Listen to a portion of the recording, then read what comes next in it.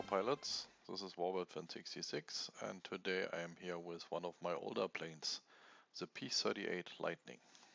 I actually bought this plane in late 2010 from HobbyKing, but it's original J-Power model, and at first I was pretty happy with it. The P-38 showed itself as a really good flying twin. It was powered by a 3S 2200 mAh LiPo, but surprisingly that was enough. And even the motors didn't have counter-rotating propellers at the time. There was no torque rule. But then, after flying it for a little while, the first technical problems appeared.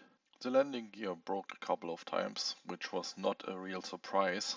But then a few servos malfunctioned and had to be replaced. And the constant problems with the motors and the propellers came totally out of the blue. Replacing the broken servos was the easy part. I made a few feeble attempts to repair the ridiculous landing gear before I did the responsible thing and replaced it completely. But the biggest problems were the motors, or to be precise, the long threaded axis of the motors. After a couple of flights the threaded axis started to bend, which led to unbalanced propellers. At first there were only slight vibrations, barely noticeable, but after a while it became severe. So severe that either the motor mount shook loose or the propeller exploded mid-air. So I had more than one emergency landing with this plane. And the only reason I got her down in one piece every time was because the P-38 is a very good glider. Still, it was very annoying. After fixing one problem and testing it at the field, you end up with another one. So finally I took the plane and stuffed it in the farthest corner of my plane rack. I only worked on her a couple of times a year, like when I had nothing else to do or was waiting on parts for other planes. So it took me a long time to get her flight ready. So my buddies at the field started to call it my 10-year project. But guess what? She is flight worthy again. And it only took me 5 years. And of course in the end I changed the motors too. They are more or less the same I guess, but the new ones has real axis, hardened steel. And while I was at it I changed the props too, of course. The props I use now are the ones from the HobbyKing BF110, and they work pretty well. And they also give me like 20mm more ground clearance. And after building new engine covers, because I lost one during one of my almost crashes, the only thing left to do was to install flaps. Not that this plane isn't floaty, I told you she glides very well, but she will also gain a lot of weight when I finish this mod, so I thought they might come in handy. So here she is, the 2015 J-Power P-38 upgrade version, waiting for her second maiden flight.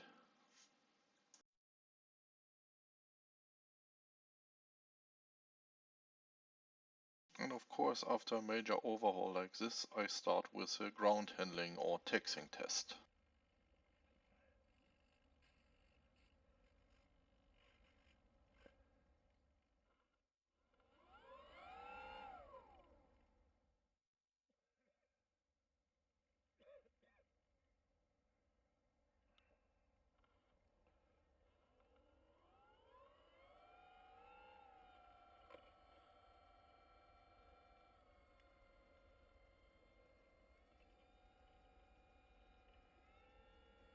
Schneidet der jetzt noch Gras?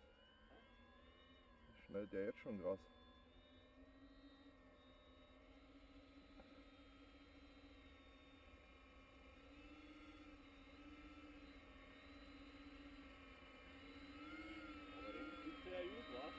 Lenken tut sie im Moment, ja.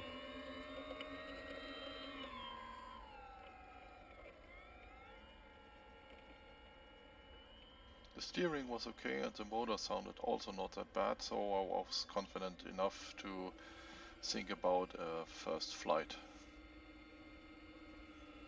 Over the next couple of weeks I did a number of test flights to test the landing gear and the motors, of course. On one of my first real test flights I lost the battery hatch, one of the magnets came loose, but that was only a minor setback.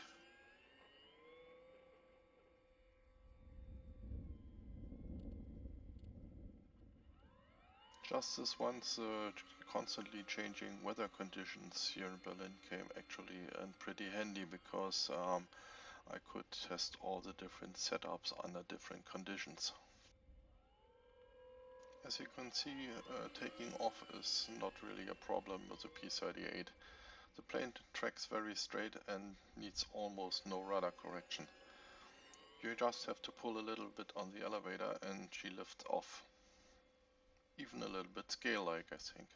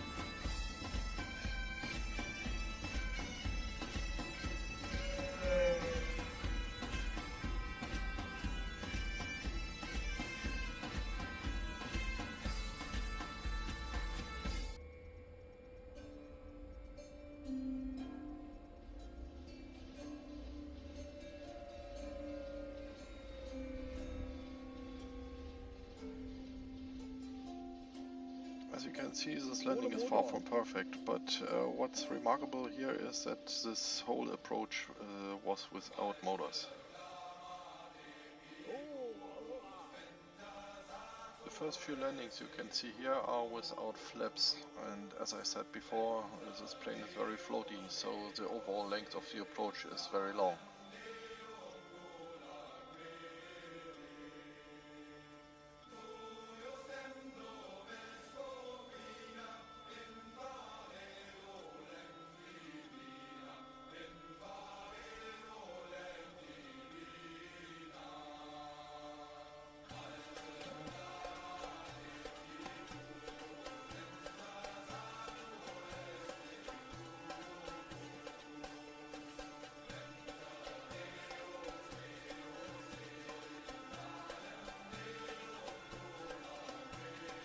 Finding the right flap settings for this plane wasn't that easy, but with a little practice I was able to shorten the length of the approach drastically.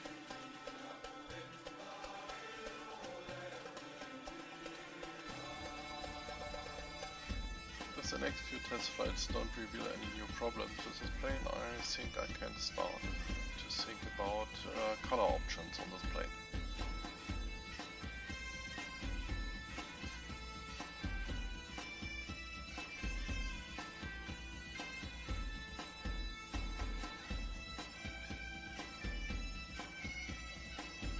Well guys, this was it for today, and as always, if you have any questions about the plane or the mod, send me a little note and I try to answer it. Warbird Fan 66 out.